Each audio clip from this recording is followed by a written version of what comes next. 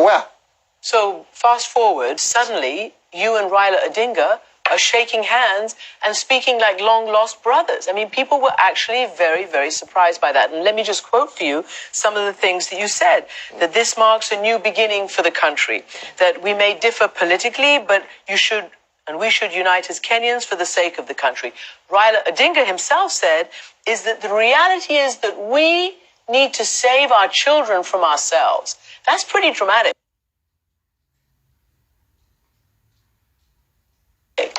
It's more or less in line with what I've been telling you, Christian.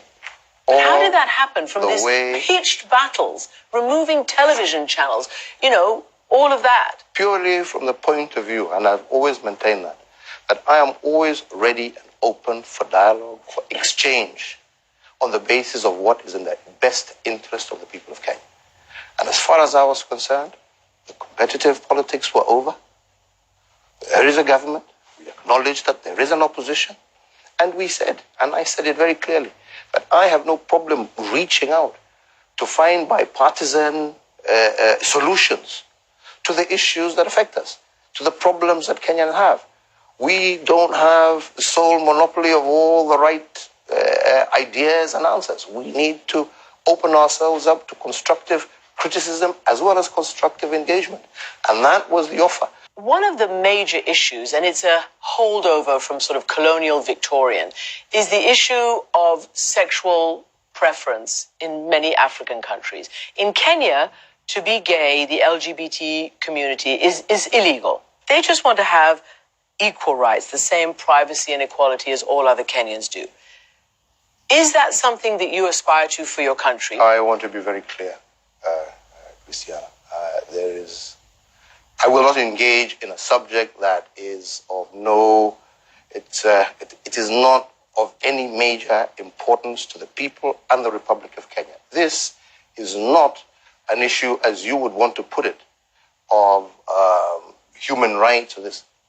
This is an issue of society, of our own base as a culture, as a people, regardless of which community you come from.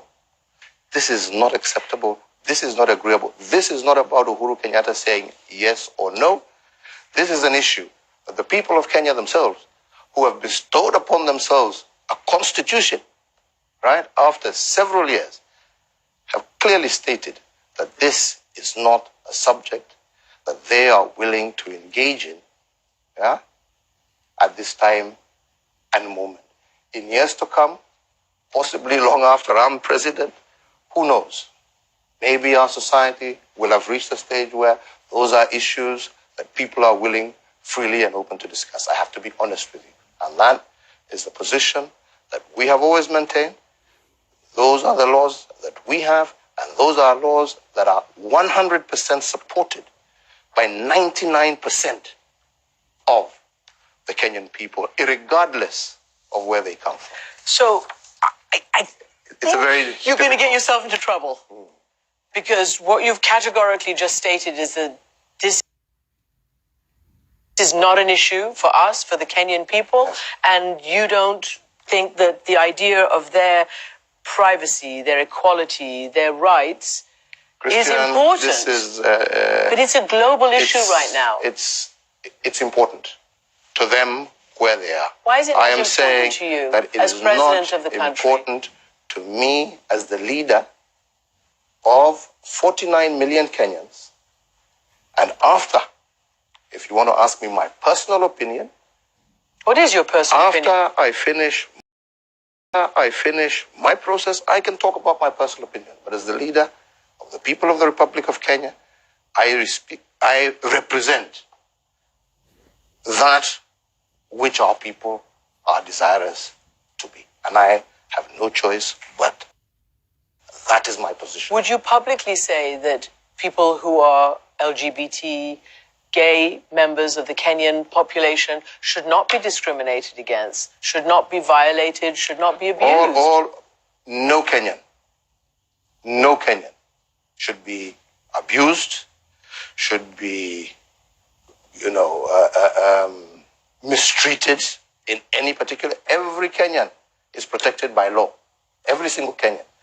But they also must recognize that their freedoms are also must be taken into the entire context of the society that they live in. Because this is not a question of governments accepting or not accepting. This is a question of society, right? Currently, it's a legal process. Yes. And that legal process is based on the society that you live in. And that's why laws are made. So I think that's all I have to say about that particular subject. On that note, President Kenyatta, thank you very much for joining us. As always, thank you.